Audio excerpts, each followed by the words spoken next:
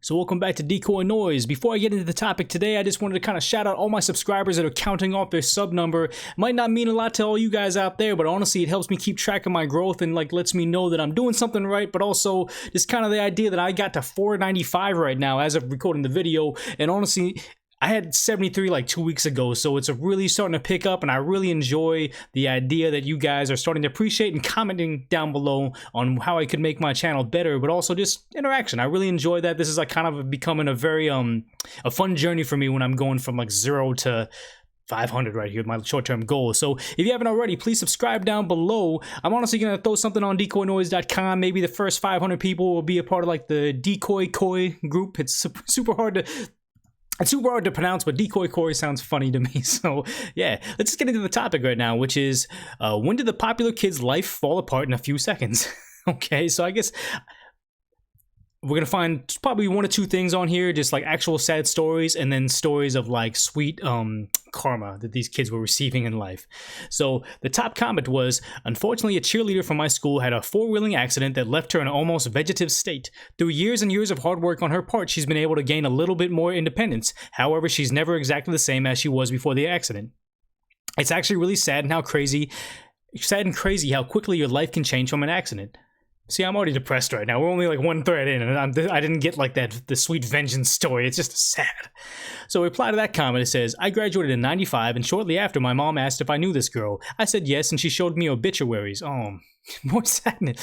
Okay, apparently she was a passenger on a four-wheeler, and the driver was speeding and made a sharp turn, which resulted in her coming off the bike and went straight into a tree.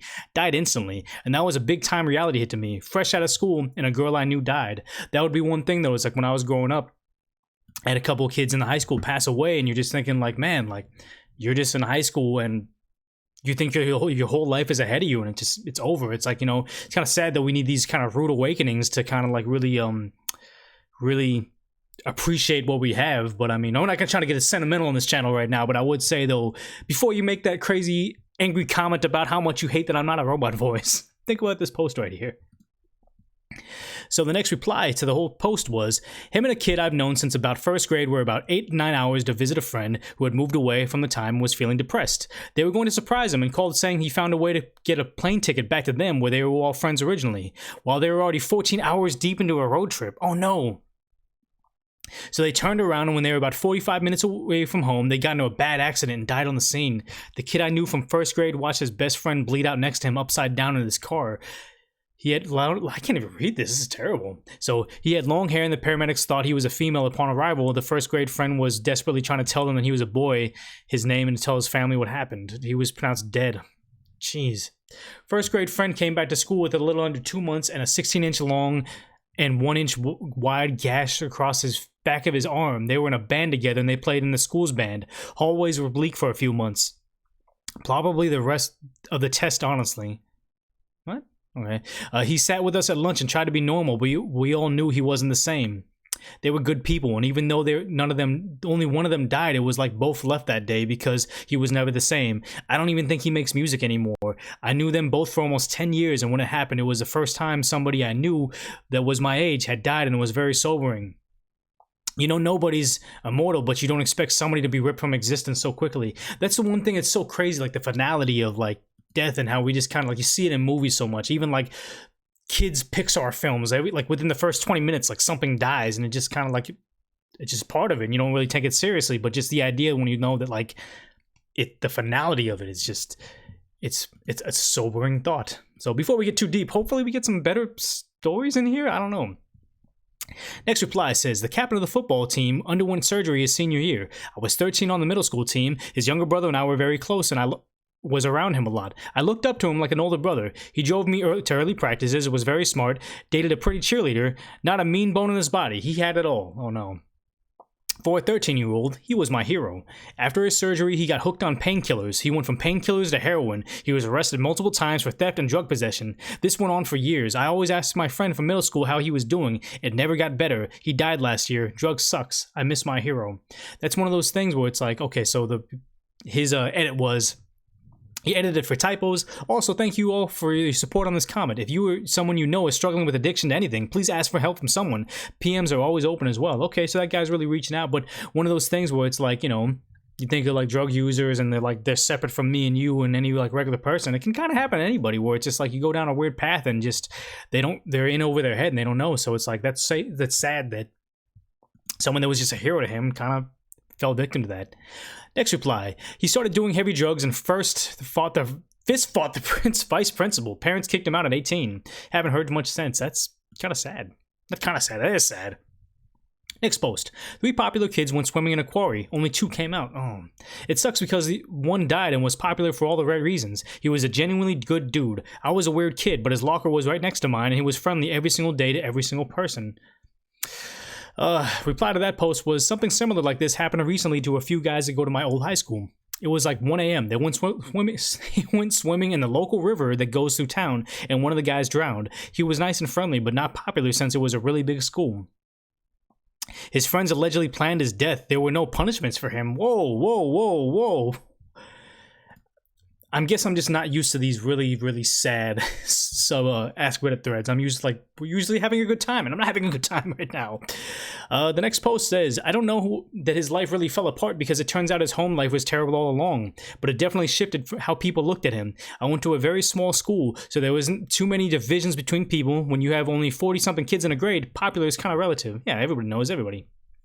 But a kid's mom decided to leave her husband. The kid's stepdad, who was known to faculty and considered a good guy, stopped by the school to deliver something to his stepson. Cool. The secretary gave him a pass to drop it off the stepson's class, rather than call him down to the office. The stepdad actually had a weapon and had no idea what the stepson was doing during that period, so he was roaming the halls.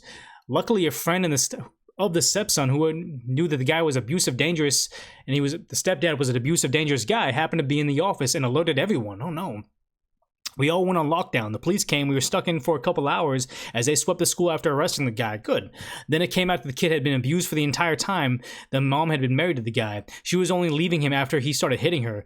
It was a whole thing. And while everybody had pretty much liked the kid, he suddenly just had everyone feeling sorry for him. Teachers let him go back and redo assignments to boost his grade. People gave him stuff to start over. He just kind of got really closed off and stopped joking around and only hung out with like 3 kids after that. He was known as the abused kid with a stepdad and was going to hurt the school. That's hard to get over.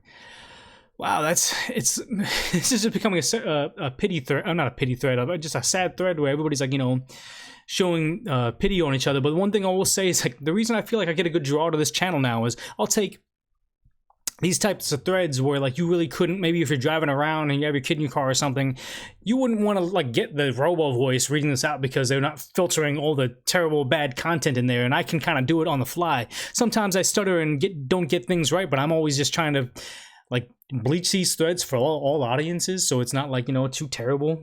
Like if terrible things are happening on this, I'm not gonna say all of them. So next post, he was an only child. His dad had died when he was 2, was really happy and go-lucky, and he was popular because he was an outgoing, supportive, warm, and kind to everyone without fail. And although he was friends with the kind of kids who bullied people, he was the first person to tell him to knock it off when he saw it.